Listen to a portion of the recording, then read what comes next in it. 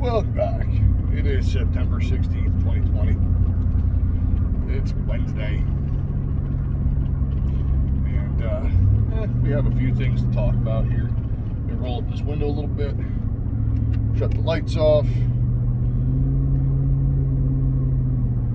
Let's chat about those two deputies in LA County.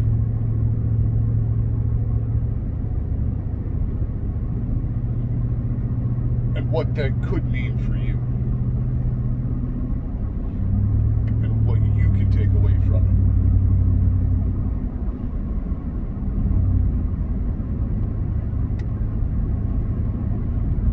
it. So by now we all know there was two deputies, LA County Sheriff's Department. They were sitting in their car eating lunch when they were ambushed by some local street hero, if you're a lefty, degenerate, if you have any common decency.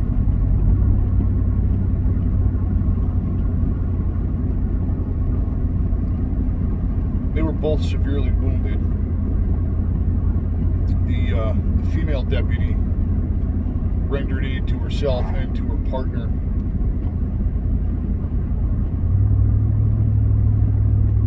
While trying to call for backup. Now, I don't know who heard the radio call that she put out for backup, but I did. I'm not going to put it in here. You can go search it out on your own. She was shot in the arms and the jaw. She got on her radio and she was trying to give out the LA County radio code for officer needs assistance, officer down. But being as she was shot in the jaw, she was unable to state that clearly because, well, her freaking jaw didn't work. And her partner, I guess, once he regained consciousness and composure, was able to get on the radio and get the information out.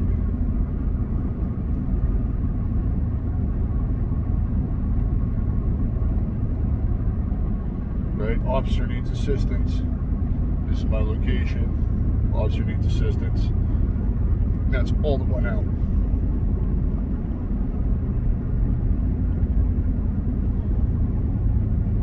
If you're on the other end of that radio,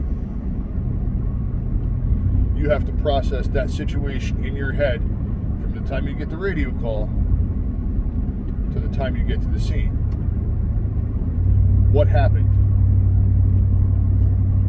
How did it happen? Where are they now? Because they gave a general location. Well, that's what it seemed like to me. I don't know if the location they gave was a specific or a general.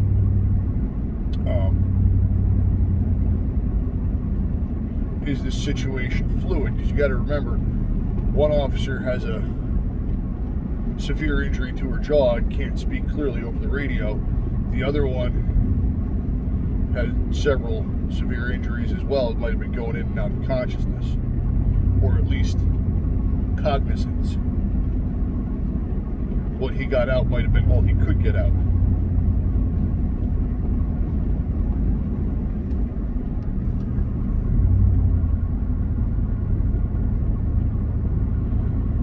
So now you're processing, where did this happen? How did this happen? How many gunmen? Which way do I come from? Where do I park my vehicle when I get there so that I'm close enough to render aid and assistance to my brethren, but not close enough to be engaged by an active gunman? Because remember, that's unknown at that point that the radio call went out. All the while, if you're not familiar with high stress situations, which I'm guessing some are and some aren't, your tunnel vision is doing this. It's closing in on you, right? You have to fight off that human nature of the tunnel vision building to be alert of your surroundings when you're going to a situation like that.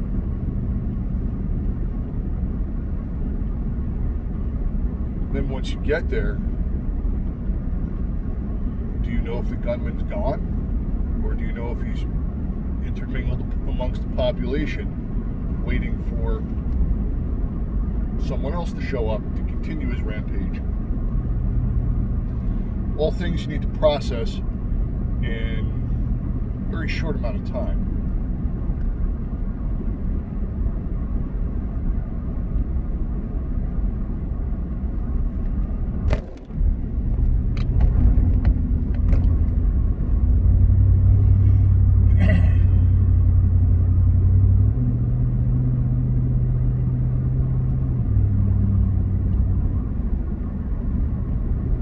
Take that situation and just make it, two random people.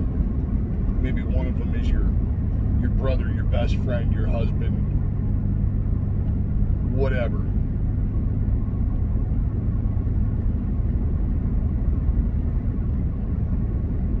And you get that phone call.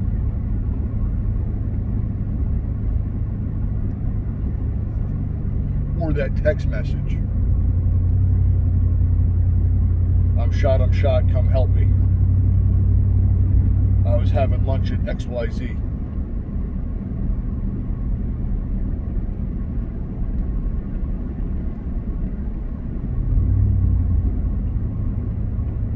In the time it takes you to get from point A to point B, you have to be able to process everything you know and all the things you don't.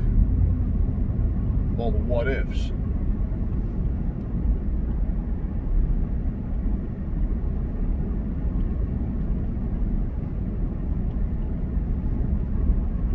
Take it a step further. You're one of the two people in the car. Just random Joe and Sally out for lunch.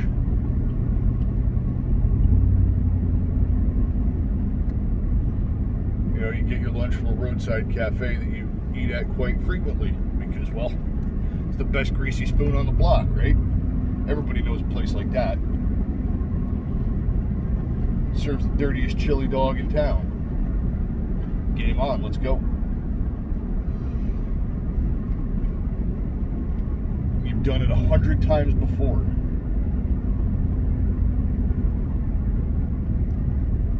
Knowing what you know now, are you going to park your car on the side of the road and eat that? Or are you going to take it home?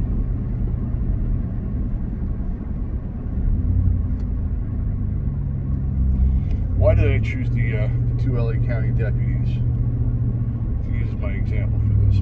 A couple of reasons.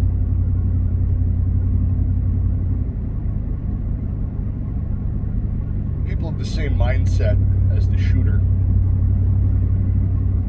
If you've noticed, they've been picking out easy targets in restaurants to harass. Getting up in their face, eating their food, drinking their drinks, what have you.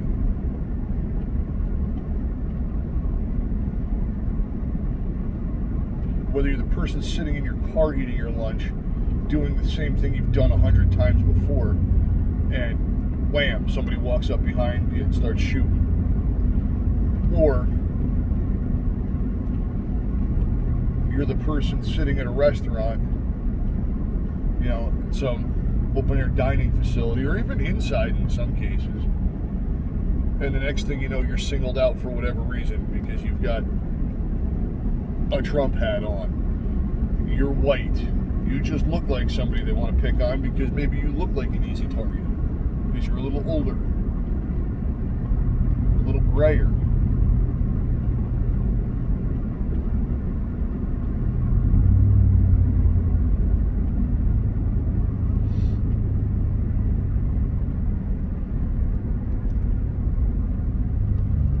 Comes down to situational awareness. Now, I'm not saying you can be so situationally aware that you can eliminate an ambush situation, right? I mean, that could have happened. That happened while those two deputies were sitting in their car eating lunch. That could have happened while they were at a stoplight. And that goes for them, you, me, anybody. If your number's up, your number's up.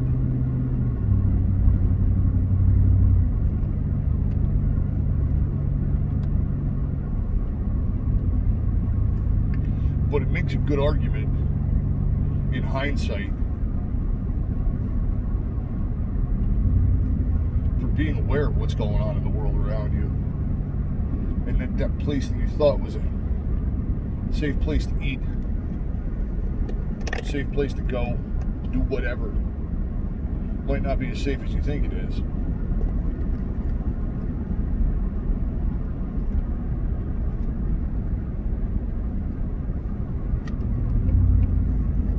Because in certain areas, these shitbags have been given carte blanche to do this stuff.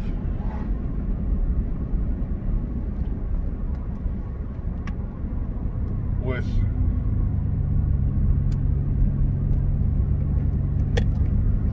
the silent approval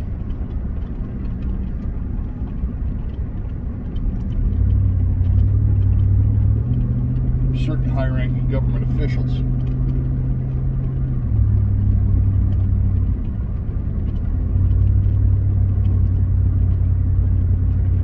What you don't hear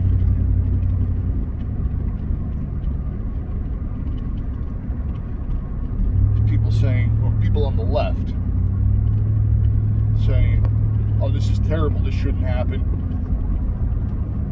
Find them, prosecute them, stick them in prison, give them the needle, what have you. Now, you don't hear them cheering it on in most cases either. But there's something called implied consent.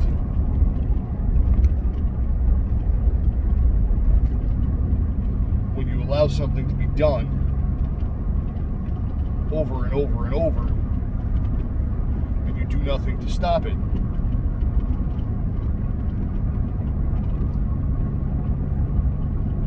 it is implied that you consent to this activity, behavior, what have you.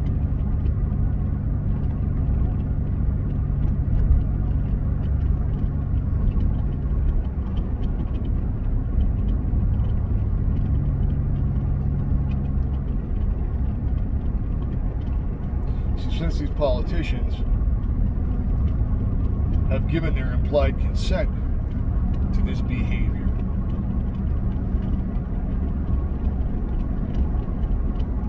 you and I, as the armed-prepared citizen, have a duty to ourselves and our loved ones when we are in public spaces to be extra aware of what's going on around us.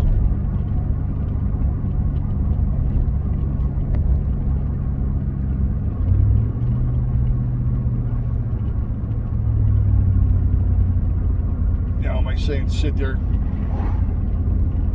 with your head turning around like the frickin' Exorcist. Hopefully everybody here is old enough to remember that. If not, that'll be in the comments, right? Why are you using an old movie? Because I'm old.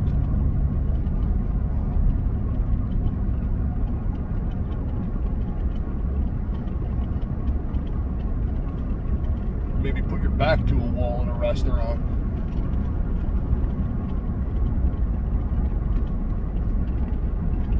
That way you can pretty well see anything that's in front of you.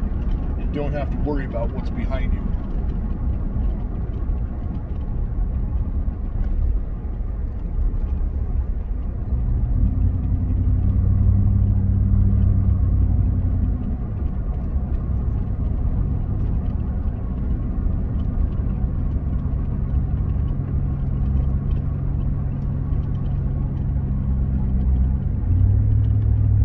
Maybe you don't wear that shirt that quote unquote looks like something a right winger would wear, right?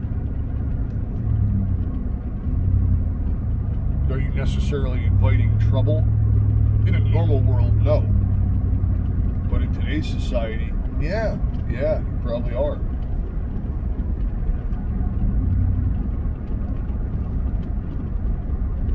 Through no fault of your own.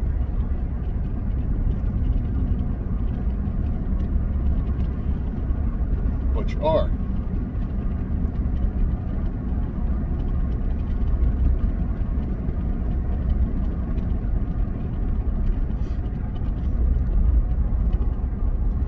When you walk to your car in a crowded parking lot, do you look around the damn car before you go to get in it or unlock it to get in it?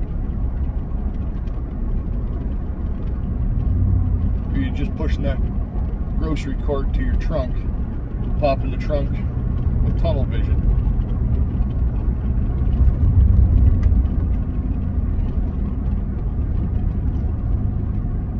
Loading up the ice cream and frozen pizzas.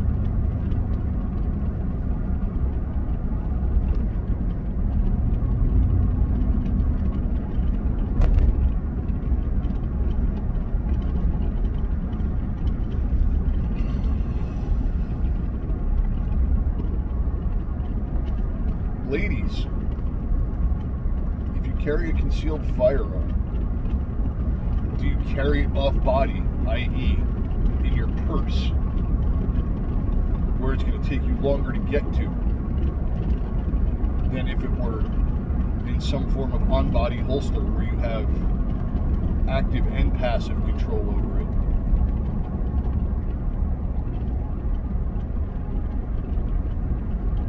Thanks for the high beams, Jersey boy.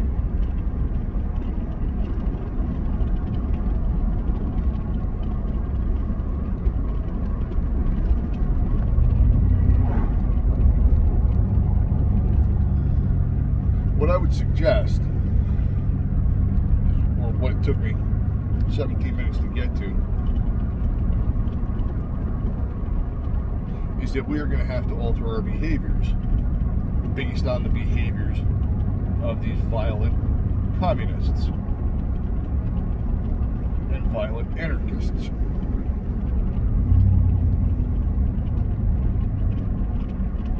You're going to have to be armed when you go out in public. You're going to have to be very well aware of your surroundings. Almost to the point, I would think, to where you're not going to be able to enjoy what you're doing. That's what an insurgency does. It makes your day-to-day living uncomfortable and then fearful until finally you acquiesce to its will.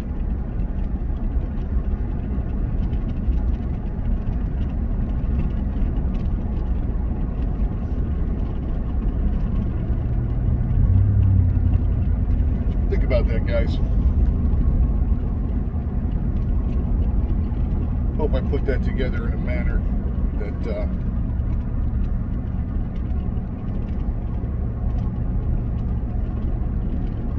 you can use to your benefit. Anyway, be safe, watch your six. Out for now.